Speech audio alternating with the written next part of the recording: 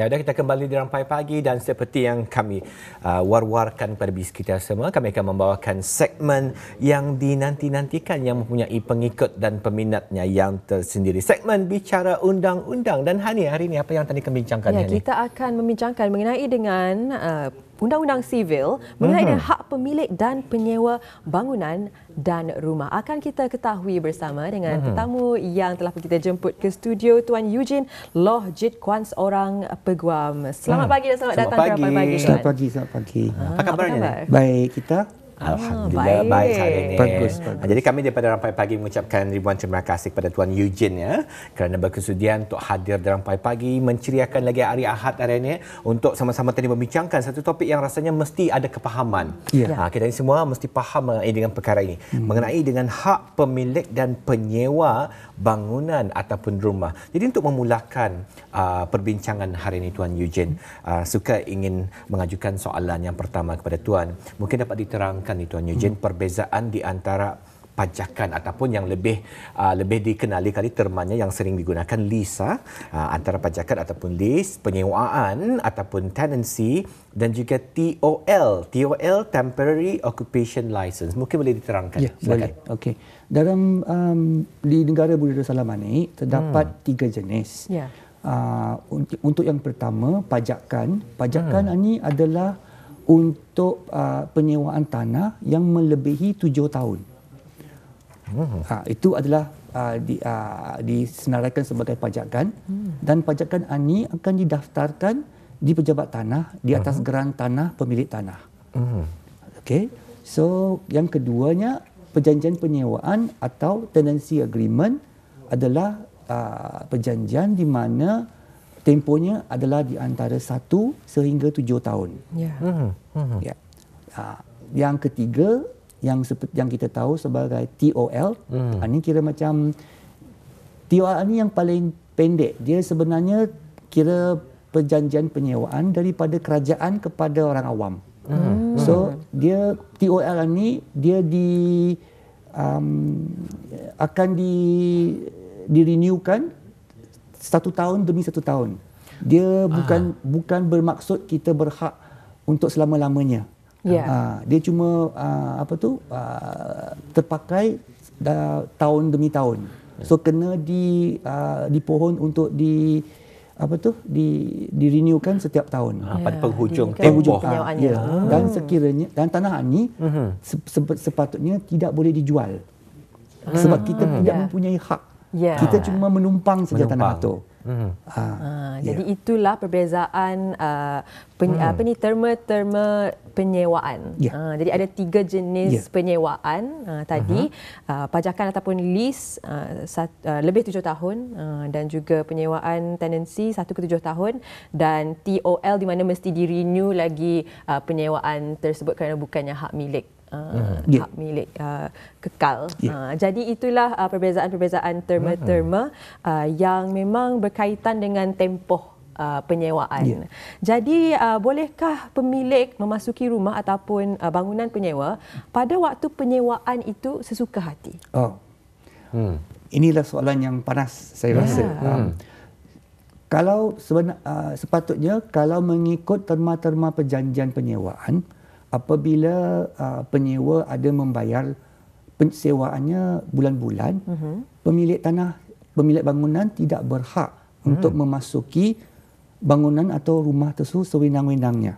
Kecuali kalau untuk membaiki atau melihat kerosakan rumah yang diminta oleh penyewa untuk dibaiki.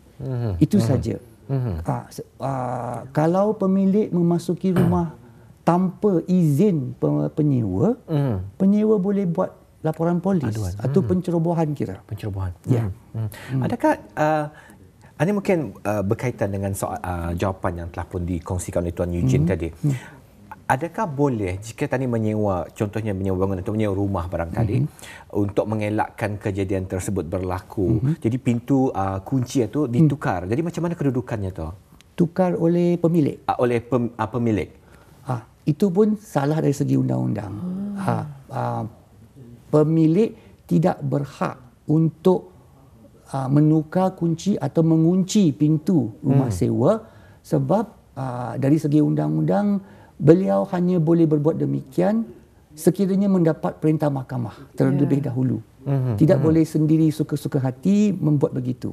Sebab kalau dia buat begitu, pihak penyewa boleh menyaman pemilik tanah atas apa-apa kerugian sekiranya berlaku kerugian. Bagaimana keadaannya jika yang menyewa ni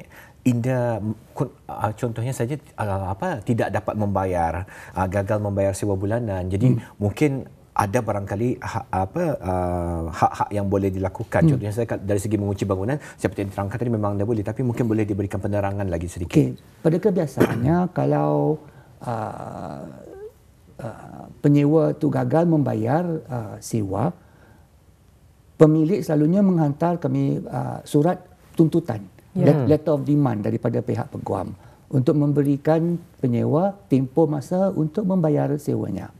Sekiranya penyewa tu tidak membayar, langkah selanjutnya adalah sama ada pemilik ingin memfailkan saman di mahkamah terhadap penyewa untuk menyaman untuk mendapatkan sewa tunggakannya.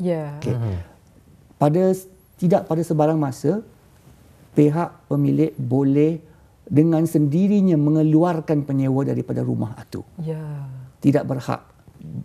Cuma boleh selepas mendapatkan perintah mahkamah. Jadi amatlah penting untuk si pemilik ini mengetahui akan tanggungjawabnya, bukan sahaja mengetahui tapi pastinya menjalankan tanggungjawab sebagai seorang pemilik, kerana itulah hak penyewa bangunan ataupun rumah tersebut. Segala tanggungjawab haruslah dijalankan. Bagaimana pula situasinya apabila pemilik ini ingin menjual bangunan atau rumah kepada pembeli walaupun terdapat perjanjian penyewaan yang masih lagi wujud? Ada dua situasi. Pertama, kalau dalam situasi perjanjian penyewaan, pada kebiasaannya sekiranya pemilik ini menjual bangunan tersebut, pembeli harus diberitahu bahawa terdapat penyewa dalam bangunan itu, dan pada kebiasaannya pembeli akan akur kepada perjanjian penyewaan itu. Dia tidak boleh sewenang-wenangnya mengeluarkan penyewa itu. So kalau misalnya katakanlah saya sewa rumah untuk setahun daripada Januari hingga Disember. Dalam bulan 8, bulan Ogos, pemilik saya menjual rumah itu. Kalau mengikut undang-undang, mengikut kontrak, saya masih berhak untuk tinggal di rumah itu sampai bulan Disember. Kecuali pemilik baru itu menjalankan haknya sebagai pemilik baru bangunan itu untuk menamatkan perjanjian penyewaan dengan saya. Itu pun tertakluk kepada berapa tempoh penamatan di dalam perjanjian itu. Ada yang sebulan, ada yang 3 bulan. Ada yang perjanjian penyewaan yang adalah tempoh tetap, tidak boleh dibatalkan. Ada perbezaannya macam tu. Ingin juga mengetahui ni Tuan, tadi memang telah pun diterangkan dan saya cukup pasti sekali tanggungjawab sebagai seorang pemilik bangunan yang memastikan kesejahteraan orang yang menyewa bangunan itu dalam keadaan yang baik. Jadi boleh diajukan kalau ada sebarang permintaan untuk memperbaiki sebarang kerosakan dan sebagainya. Adakah terdapat situasi di mana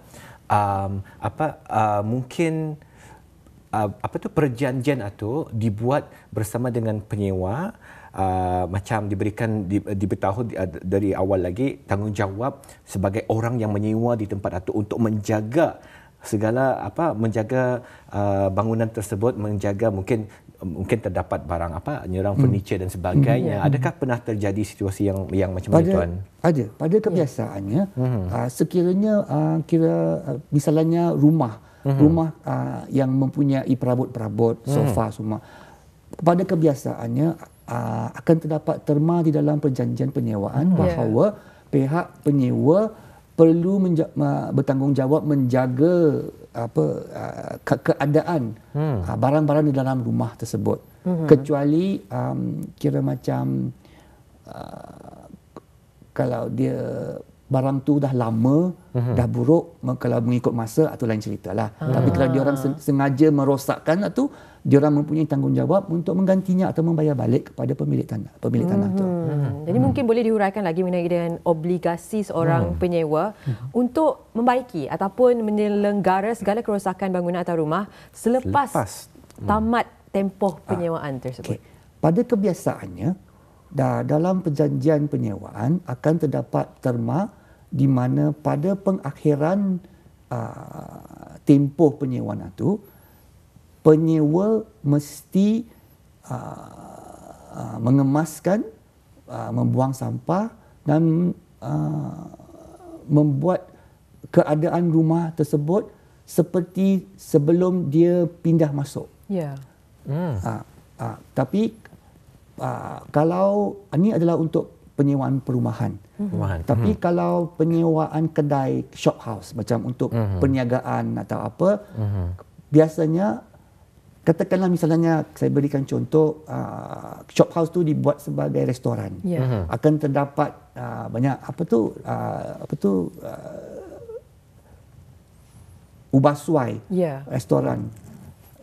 Kadang-kadang adakan terma dalam perjanjian itu untuk membenarkan pemilik sama ada untuk menyuruh penyewa untuk mengeluarkan segala pengubahsaian atau pemilik boleh membuat satu tawaran kepada pihak penyewa, saya beli kita punya pengubahsaian dengan harga yang dipersetujui. Jika tidak dipersetujui, pihak pemilik akan menyuruh penyewa mengeluarkan segala pengubahsaiannya tu. Mengenai dengan renovasi ataupun pengubahsuaian ini, adakah ditetapkan beberapa pengubahsuaian yang boleh dan tidak boleh dilakukan oleh si penyewa? Pada kebiasaannya pengubahsaian atau renovasi ini kalau bukan kepada struktur bangunan dibenarkan oleh pemilik. Tapi kalau ia mengakibatkan struktur bangunan itu ditukar atau diubah, itu pada kebiasaannya tidak dibenarkan demi isu keselamatan. Kenapa ni Tuan Eugene dan juga Hani mengambil ingat kembali sewaktu menuntut tinggal di negara luar, dia apabila menyewa rumah tu Hani akan diadakan selalunya terma kontrak dan juga akan diambil wang pendahuluan. Jadi dalam kontrak itu selalu akan diberitahu kalau keadaan rumah yang dibalikkan semula tu tidak sama seperti keadaan apabila tadi menerimanya ataupun ada furniture yang mengalami kerosakan. Jadi wang pendahuluan ini akan diambil berapa peratus mengikut kerosakan yang dia. Tapi kalau keadaan di Brunei Darussalam sendiri macam mana? Adakah sama juga? Sama juga. Pada kebiasaannya deposit yang dibayar oleh penyewa akan diguna oleh pemilik untuk mengembalikan keadaan bangunan atau untuk membayar sewa yang tertunggak. Tapi pada kebiasaannya banyak perjanjian yang saya lihat di Brunei Darussalam ni, sebenarnya deposit itu tidak boleh digunakan untuk membayar penyewaan tunggakan. Tapi saya lihat banyak kes di mana katakan kontraknya daripada Januari sampai Disember, banyak penyewa akan berhenti membayar sewa pada bulan November sampai bulan Disember dan menyuruh pemilik menolak daripada deposit diorang.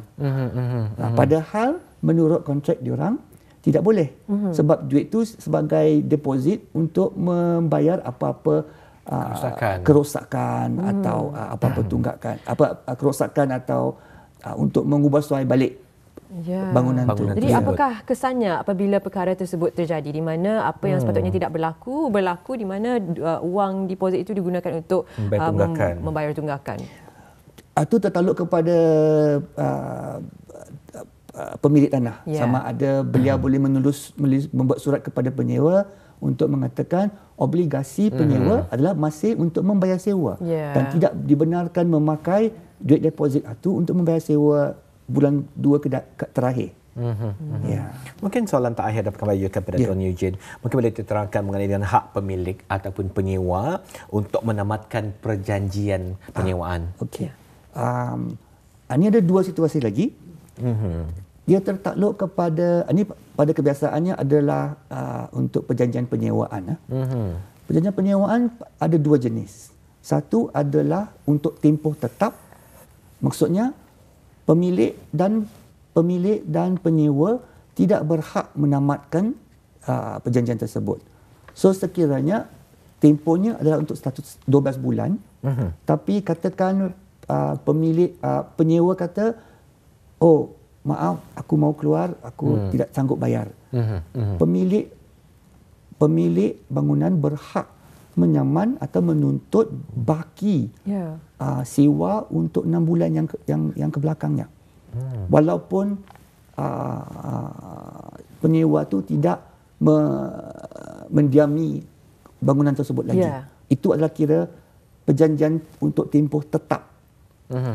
Fixed term. Untuk jenis yang kedua, ada dalam kontraknya ada terma untuk mengatakan sama ada pemilik atau penyewa berhak untuk menamatkan kontrak sekiranya memberikan tempoh sebulan, 2 bulan atau 3 bulan. Ya. Jadi amatlah penting untuk pemilik itu mengetahui akan kontrak yang telah pun disediakan oleh penyewa bangunan, kerana itulah hak penyewa bangunan ataupun rumah tersebut dan tanggungjawab pemilik untuk mengikuti terma-terma yang telah pun ditetapkan. Pastinya. Jadi kita sudah kita sudah berada di akhir sesi wawancara segmen bicara undang-undang sivil pada kali ini. Terima kasih sekali lagi kita ucapkan kepada Tuan Eugene Loh Jit Kuan, seorang peguam, kerana telah pun merangkai kepada kita ni secara terperinci sebenarnya mengenai dengan undang-undang sivil hak pemilik dan penyewa bangunan dan rumah ini. Jadi pastinya satu perkara yang harus kita ni ambil tahu lebih-lebih lagi apabila kita ni menjadi seorang pemilik ataupun seorang penyewa. Betul, tepat sekali. Baiklah, daripada Rampai Pagi kami mengucapkan ribuan terima kasih sudi kepada Tuan membenarkan Eugene. saya memberikan sumbangan. Terima kasih dan insya-Allah kita akan bersua lagi lain kesempatan. Jumpa lagi.